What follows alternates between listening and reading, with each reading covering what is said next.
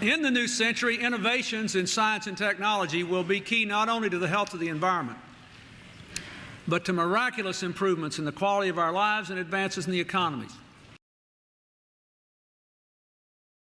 And to keep America competitive, one commitment is necessary above all. We must continue to lead the world in human talent and creativity.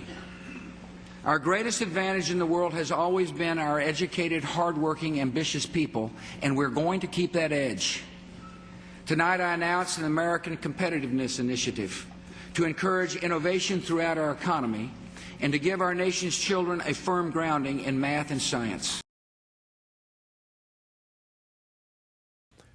The key to meeting these challenges, to improving our health and well-being, to harnessing clean energy, to protecting our security, and succeeding in the global economy, will be reaffirming and strengthening America's role as the world's engine of scientific discovery and technological innovation. And that leadership tomorrow depends on how we educate our students today, especially in those fields that hold the promise of producing future innovations and innovators. And there you heard exactly what this podcast is all about.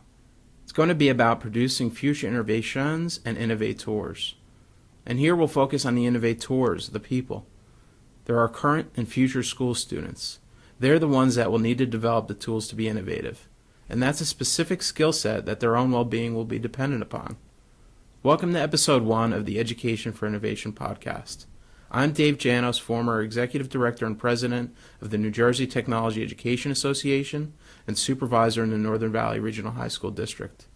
And I, along with several of my guests, will be speaking about the tools students need to be innovative, creative, critical thinkers. As it happens out there, innovative is a very difficult thing to learn to be. You probably can understand that from wherever you're sitting right now.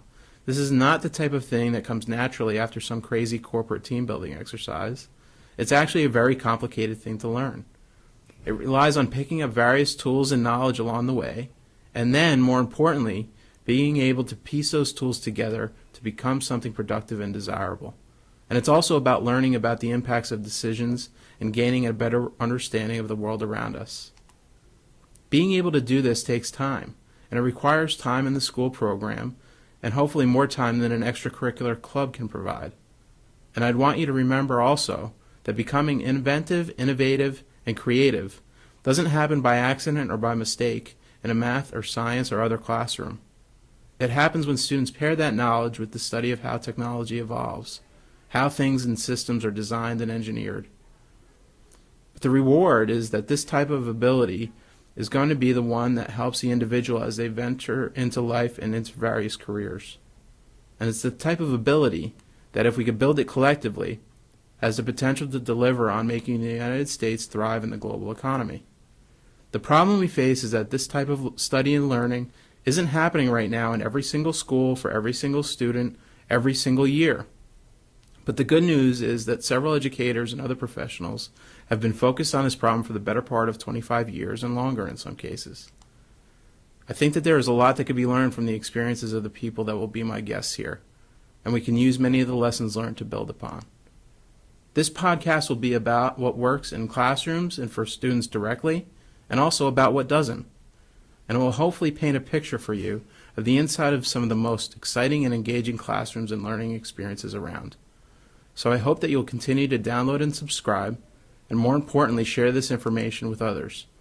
Thanks for taking a first look. We'll see you in Episode 2 as we begin to unravel the problems and trials and tribulations of trying to bring this type of learning to our students.